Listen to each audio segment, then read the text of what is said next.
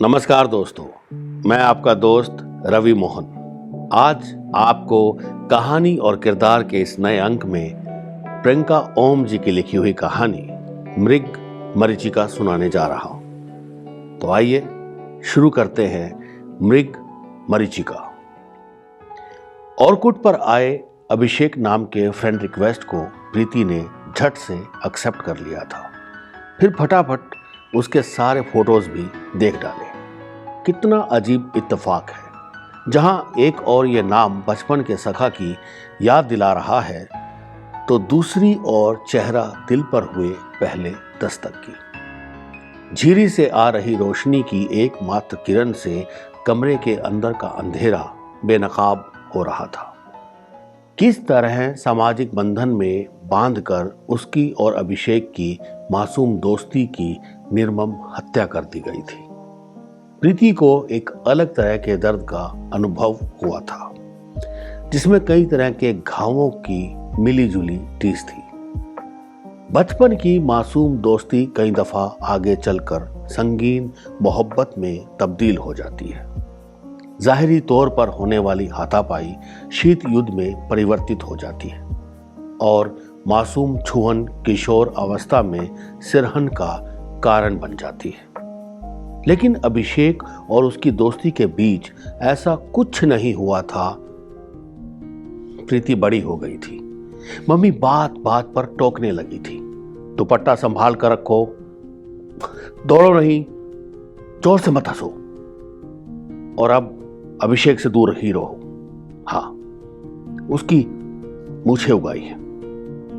लड़का लड़की की संगत छुटपन में ही भाती है।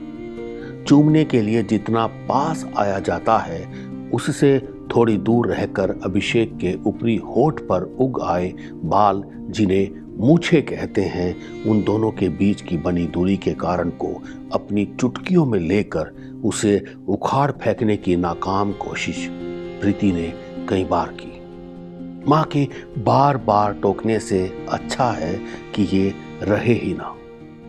तेल में लगभग नहाई और काले रिबन से कसी प्रीति की चोटी अभिषेक जोर से खींचकर अपने अंदर प्रवाहित हो रहे मर्दाना ताकत का प्रदर्शन न्यूटन के थर्ड लॉ से प्रेरित होकर नहीं करता था, जिसका कहना है प्रत्येक क्रिया के बराबर और विपरीत प्रतिक्रिया होती है।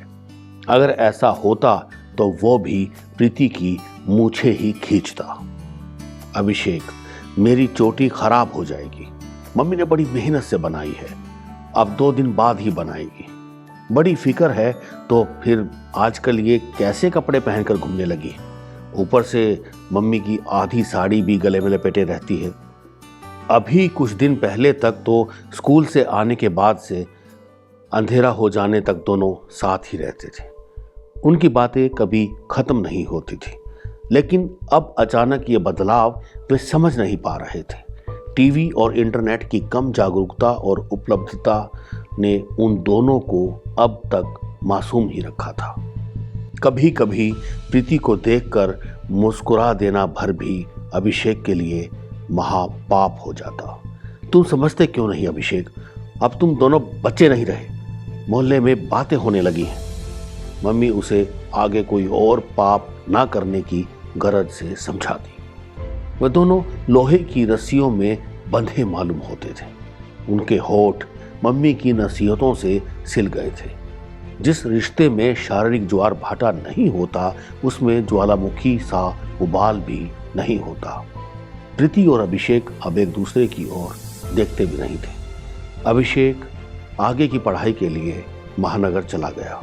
अब कभी कभी छुट्टियों में आता था और आते जाते एक दूसरे पर नजर पड़ते ही दोनों पलके झुकाकर अपने मन के अंदर उस निश्चल भाव को दबा लेते, जिसमें अभिषेक बस एक रबड़ बैंड से जकड़े हुए खुले बाल देखकर उसकी कसी चोटियां याद करता, और प्रीति उसे क्लीन शेव में देखकर अपने बचपने को भूल नहीं पाती। ये यादें उतनी ही मासूम थी जितनी धूप पे गिरी ओस या तितली के रंग जो छूते ही हाथों में आ जाते हैं। उन दिनों छोटे शहर में खास तौर से लड़कियों के लिए समलिंगी दोस्तों के घर आ जाकर मिलने का चलन था। हाँ, विषमलिंगी से कभी कभी छुप कर किसी एकांत कोने में मिलने को प्यार कहा जाता था। वही प्यार जो फिल्म में हीरो हीरोइन के बीच होता है, जिसमें सिर्फ दो फूल आपस में टकराते हैं। शुरू शुरू में सिर्फ आंखों के इशारे समझना, फिर बाद में एकांत ढूंढने वाले प्यार ने प्रीति को भी छू लिया था। अपने मन में ऐसी अनुभूतियों के बताशे लिए प्रीति को अपनी एक दोस्त के भैया का उसकी ओर ना देखना भी आकर्षित करता था। हालांकि उसके घर जाने से पहले अपनी क्षमता से अपने आप को जी भर के संवारती और अंत में इत्र की कुछ बूंदें छिड़कती कि उस निर्मोही को उसके आने की खबर ये खुशबू ही दे दे। लेकिन वो अपने चीथड़े सिलने में लिप्त मिलता। रात को उसे अपने ही बिस्तर पर अपनी ओर देखता हुआ देखती और मुस्कुराती, फिर उनिंदी होकर गर्माहट भरे उसके आगोश में समा जाती। कभी उसका हंसकर बोल देना हथेली पर बर्फ के गोले सा प्रीति को पिघला जाता। पानी सी तरल प्रीति उसकी परछाई छूकर भाप सा फिर उड़ जाती। अपने ही ख्यालों में प्रीत के कच्चे पक्के घरौंदे वाले बंद कमरे के उन ख्यालों में जहां सिर्फ वो दोनों एक दूसरे में खोए रहते। दिन में उसकी एक झलक पाने के लिए बेचैन प्रीति को न भूख लगती न प्यास।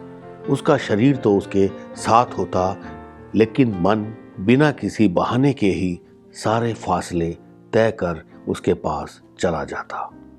उम्र के वो फासले भी अजीब थे। मन देह की तलाश में रहता और देह मन की तलाश में। दोनों एक धरातल पर संयुक्त रूप से कभी मिल नहीं पाए। बाद में उसकी दोस्त के भैया की लव मैरिज हुई, जिसमें वो भी सम्मिलित हुई, लाल आंखें लिए शुभ कामनाओं के साथ। बचपन में अभिषेक के साथ उसका प्रेम चॉकलेट बांटने और एक दूसरे को चिढ़ाने से ज्यादा कुछ नहीं था, लेकिन उसके दिल की निश्चल भावनाओं को दुपट्टे से ढक दिया गया और जब ढके हुए सीने में उसने किसी के लिए सिरहन महसूस किया तो वो उस निष्ठुर के मन में दर्ज नहीं हुआ। उसके मन और तन की तड़प को ना छुआ जा सका और ना महसूस किया जा सका। बहुत दिन तक प्रीति उसकी याद में छुप छुप कर रोती रही। वो अंदर ही अंदर घुट रही थी। किससे कहे अपना दर्द?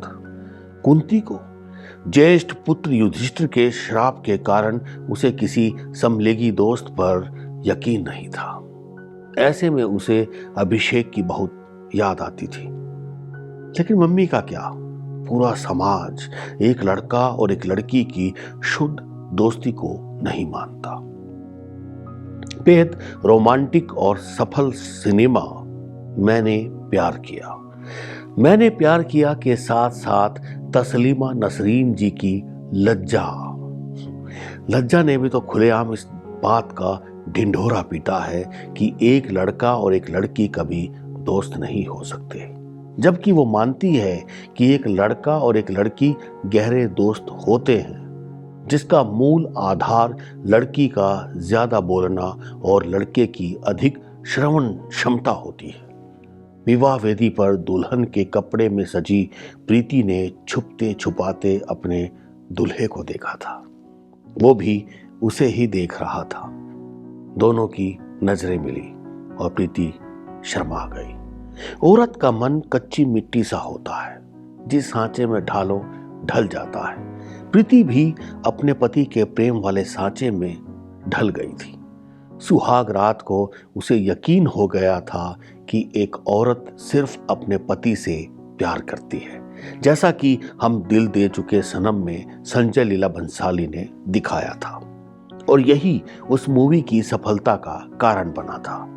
शादी के 5 साल बाद भी पति के साथ एक ही थाली में खाना खाना और बीच बीच में एक दूसरे के मुंह में अपने हाथ से निवाला रखते हुए दिल में पहले प्यार को ना भूल पाने वाली बात अब उसे बेमानी लगने लगी थी, क्योंकि उसके दिल में अपने पहले अव्यक्त एक तरफा प्यार की कोई कसक शेष नहीं थी।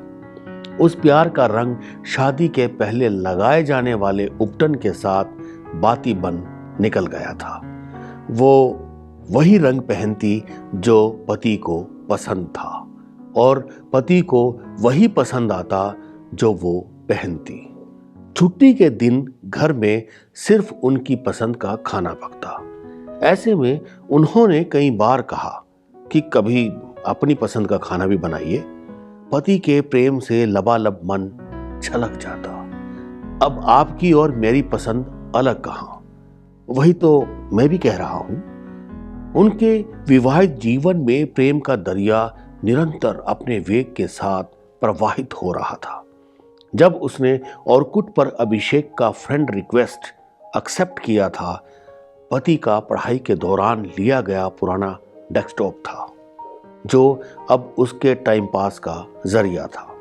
उसे अपनी व्यस्त दिनचर्या में से 2 घंटे मिलते थे जिसे वो ऑर्कुट पर अपने दोस्तों के साथ बिताती। वही दोस्त जिन्हें उसने कभी देखा नहीं। यहाँ ऑर्कुट पर एक दूसरे की फोटोशॉप्ड तस्वीर देखकर तारीफ के पुल बांधने को दोस्ती कहते हैं। जल्दी जल्दी सभी स्क्रैप के जवाब देकर डेस्कटॉप के कोने में छोटे से विंडो से किसी खास फ्रेंड से चैटिंग करना उसकी आदत बन गई थी। उसने प्राइवेसी सेटिंग भी कर रखी थी। सिर्फ उसके दोस्त ही उससे बातें कर सकते थे। यहाँ तक कि उसे स्क्रैप भी सिर्फ उसके दोस्त ही भेज सकते थे। उसने 2-4 ग्रुप्स ज्वाइन कर रखे थे जिसमें सिर्फ कॉमन इंटरेस्ट वाले दोस्त ही थे। हाँ, विजिटर प्रोफाइल भी चेक किया करती थी कि शायद कोई जान पहचान का हो। वो सोचती, समय कितना बदल गया है।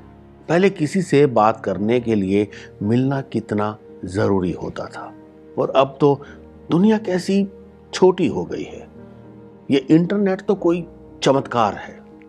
दोपहर में ऑर्कुट पर अपने दोस्तों से गप्पे लड़ाते हुए उसे ऐसा लगता मानो सबने एक ही जगह डेरा जमा लिया हो। लेकिन इतने दोस्तों के बीच भी वो अभिषेक की दोस्ती को भूल नहीं पाई थी, जिससे उसे ये कहकर दूर किया गया कि एक लड़का और एक लड़की कभी दोस्त नहीं हो सकते।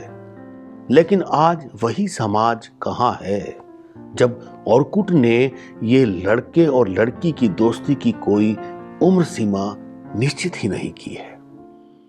उसने लड़कों की लंबी पेंडिंग फ्रेंड रिक्वेस्ट लिस्ट को गौर से देखा, फिर किसी फ्रेंड के स्क्रैप का जवाब लिखने लगी। आज भी जब 2.25 साल का बेटा सो गया तो वो अपने दोस्तों की दुनिया में शामिल हो गई। उसके ऑनलाइन आते ही अभिषेक का हाय आ गया। आज बस उसी से बातें हुई। उसके छोटे छोटे प्रश्नों के वो स्वभावगत उत्तर विस्तार से देती, जबकि अभिषेक के संवाद तुलनात्मक रूप से संकुचित होते। प्रीति ने उसे कह दिया था कि उसका नाम उसे उसके बाल सखा की याद दिलाता है, तो चेहरा किसी और खास की। उसने पूछा भी था, कौन खास? तो प्रीति बात टाल गई। उसका मन द्विसूत्रीय खिंचाव से खींचा चला जा रहा था। सुबह होते ही उस वक्त का इंतजार करती कि कब वो कंप्यूटर ऑन करेगी। कभी कभी वो खुद असमंजस में पड़ जाती, क्या कारण है उसके इस जुड़ाव का? क्या ये कि उसका नाम उसे उसके बाल सखा की याद दिलाता है, या उसका चेहरा जो उसे उसकी याद दिलाता है जिसने उसे विषम लिंगी के बीच शारीरिक आकर्षण का आभास कराया, या उसकी असामान्य बातें जो चुंबक के गुणों से भरी हुई थी। उसे कोई जवाब नहीं मिला तो उसने अभिषेक का प्रोफाइल खंगाल डाला, जहां ज्यादा कुछ लिखा हुआ नहीं था, और जो लिखा था उसे प्रीति समझ नहीं पाई थी। आखिरकार उसने पूछ ही लिया। पूछने पर उसने कहा, वो यायावर है, जिंदगी की खाक छानता यहां वहां भटकता रहता है, कुछ ढूंढ रहा है, शायद वो जो उससे बहुत पहले खो गया है। उसका अस्तित्व दर्द में डूबा हुआ है, एक ऐसा दर्द जिसे वो स्वयं भी नहीं पहचानता है। उसे किसी खास किस्म की जड़ी बूटी की तलाश थी जो उसके दिल के दर्द की दवा बन सके। उसके अंदर दिन रात कुछ जल रहा है, एक ऐसी आग जिसने उसकी आत्मा को शमशान बना दिया है। सुकून की तलाश ने उसके अंदर एक निराशा भर दी है, ऐसी निराशा जिसने उसके अंदर की सृजनात्मक ऊर्जा को जला डाला है। किसी की तलाश है उसे, वो नश्वर शरीर का लोलुप नहीं, उसे तो उस आत्मा की तलाश थी जिसके साथ संभोग कर वो अनंत में विलीन हो जाए। उसने ये भी कहा कि वो प्रीति के लिए आकर्षण महसूस करता है। शायद प्रीति वही है जिसकी उसे तलाश है। प्रीति ने कहा कि वो तो 2 साल के बच्चे की माँ है। उसने कहा, तो क्या हुआ? उसका शरीर से कोई लेना देना नहीं, उसका वास्ता तो मन से है। प्रीति मुग्ध हुए बिना नहीं रह सकी। उसने प्लेटोनिक लव के बारे में सुना था। ऐसे प्रेम में देह कोई मायने नहीं रखती। एक पुरुष और स्त्री के बीच आत्मिक प्रेम भी संभव है, जबकि पति पत्नी के बीच रिश्ते की नींव ही देह होती है। वो शरीर की गूढ़ संरचना से टकरा कर ही मन की था पाते हैं। अब पति का प्रेम उसे दैहिक लगने लगा था और पति बहुत साधारण, जबकि अभिषेक की बातें जिसमें लव यू और मिस यू का प्रयोग कोमा और फुल स्टॉप की तरह होता था, वो आत्मिक लगता। वो अलग सी एक रूमानी दुनिया में खोई खोई सी रहने लगी थी, जहां पति एक अपरिचित इंसान था और अभिषेक कोई दिव्य पुरुष जिसका मन पति के सानिध्य से विरक्त हो चुका था। वो उसे सिर्फ एक लालची पुरुष लगता। आजकल खाना भी बेमन से बनाती और कई बार तो बहाना करके साथ में खाने से भी मना कर देती। उसके अंदर एक ऐसी अनिच्छा ने जन्म ले लिया था जिससे उसका मन चिड़चिड़ाहट से भर गया था, जबकि पति इसका मतलब सिर्फ उसका थका होना समझता था।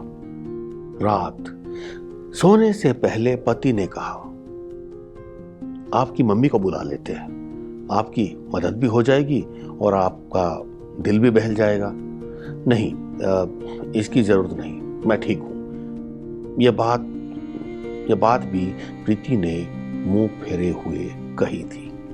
निरंतर अपने वेग से प्रवाहित होने वाला दरिया एक चट्टान से टकराकर बिखर रहा था। वो चट्टान ना हिली ना घिसी, बस अपनी जगह अड़िग रही। शरीर तो शरीर है, उसकी अपनी इच्छाएं हैं। प्रीति के अंदर जब ऐसी किसी इच्छा का जन्म होता तो वो अभिषेक की बातों से खुद को बहला लेती। लेकिन एक रात प्रीति ने बहुत विचित्र सपना देखा। उसने देखा कि वो किसी बियाबान में है और रास्ता भटक गई है, एक चौराहे पर खड़ी है। उसे समझ नहीं आ रहा वो किस ओर जाए। वो घबराई हुई है, डर कर चारों ओर देखती है। एक रास्ते पर बाल सखा अभिषेक दिखा। उसे देखते ही प्रीति उसकी ओर दौड़ी, लेकिन वो उसे अनदेखा कर नजरें झुकाए निकल गया। दूसरे रास्ते पर उसे वो दिखा जिसने उसे कभी ठीक से देखा भी नहीं और शायद उसे पहचानता भी नहीं। प्रीति के दिल की धड़कनें तेज हो गई, इतनी तेज कि हर धड़कन को वो खुद भी सुन रही थी।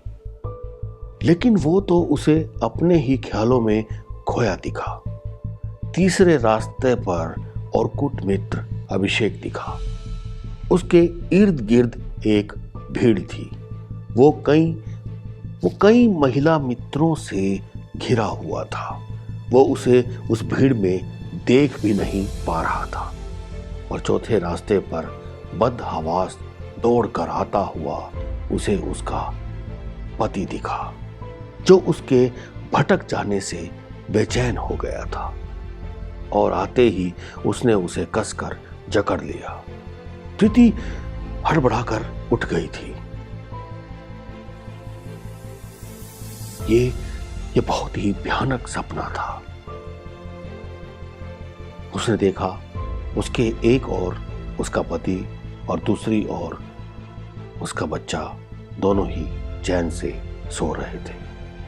फिर प्रीति ने पास रखा पानी पिया और अपने पति के सीने के साथ लगकर चैन से फिर से सो गई।